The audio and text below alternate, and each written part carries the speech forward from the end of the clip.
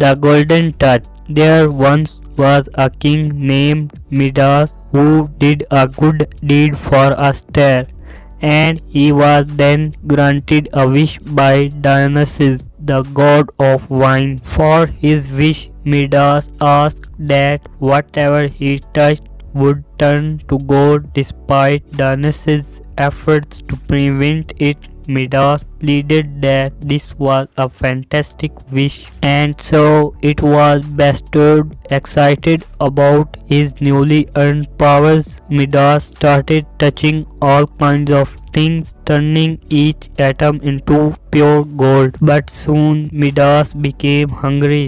As he picked up a piece of food, he found he couldn't eat it. It had turned to gold in his hand. Hungry Midas groaned, "I shall starve." Perhaps this was not such an excellent wish after all. Seeing his dismay, Midas' beloved daughter threw her arms around him to comfort him, and she too turned to gold. The golden touch is no blessing, Midas cried. Moral: greed will always lead to downfall.